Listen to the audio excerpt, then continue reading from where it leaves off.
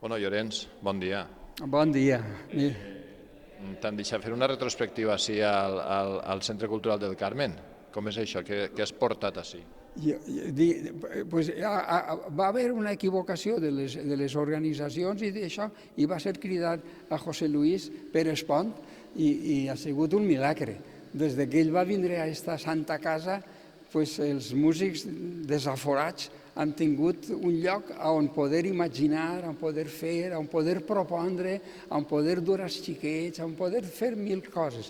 Jo he fet més coses. En aquests 7 anys que ha durat José Luis Pérez Pont, dirigint esta nau que estava dormida miserablement, ha fet més coses en 7 anys que en 40 anys de músic valencià, que feia una merdeta a l'any o cada 3 anys i coses d'això, sense ambició. I així he pogut fer fins un de sol a sol. O sigui, un concert que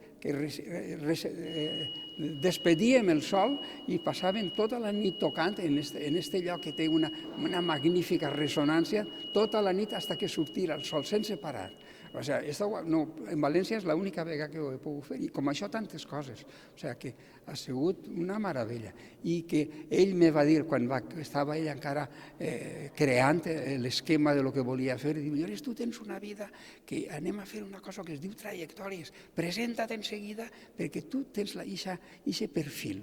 I ha sigut així. O sigui, que som els últims de Filipines i tot diu que no volen parar.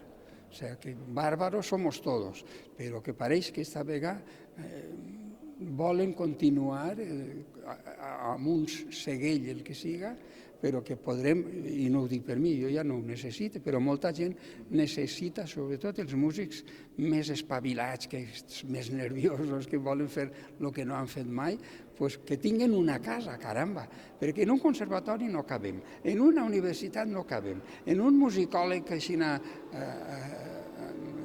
reglado no cabem, en una banda no cabem. Això què vol dir? Doncs no cabem en ningú lloc més, perquè la imaginació dels valencians no té un raconet per a l'experimental sonor.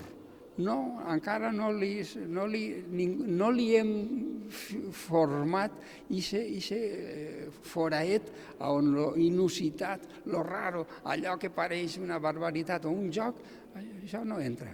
O sigui que mos fa falta un espai com estos i un respecte per a algo. Si no te tiren, com en Ayalo quan va canviar el partit polític i els que havien fet la transició tan meravellosa, crec jo, vist des de fora, aplega un PP allí que n'hi ha pepes cojonudos. Oye, yo trabajo con el PP y con quien caiga, pero collons, aplega este señor, Pinter no sé què, i lo primer és una patada als ous i uns insultos que no feia falta.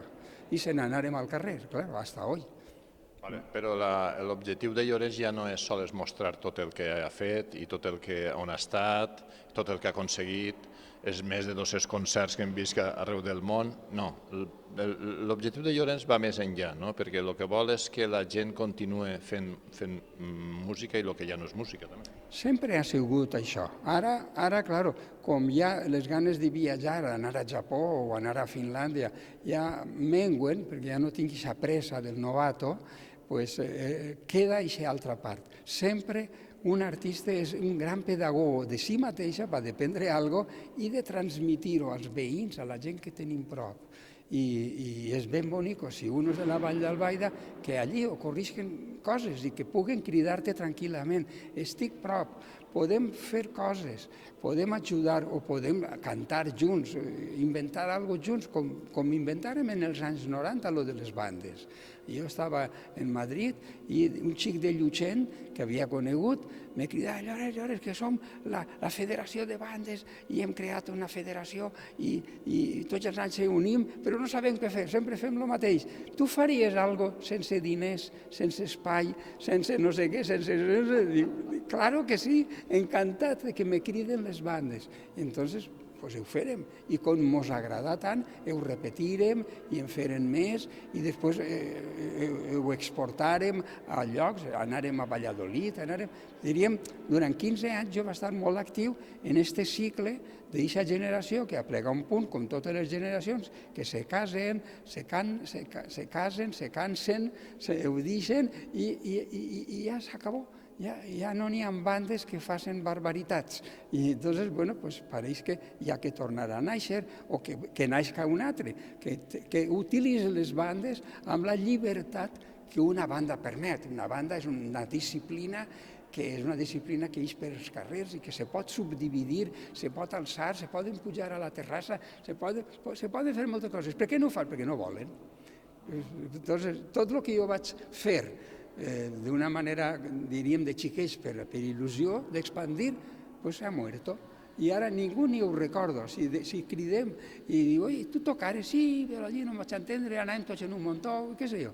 No n'hi ha tejido. Ho ha dit antes la meva dona, la meva xicona, diu, no, és que no n'hi ha matèria gris que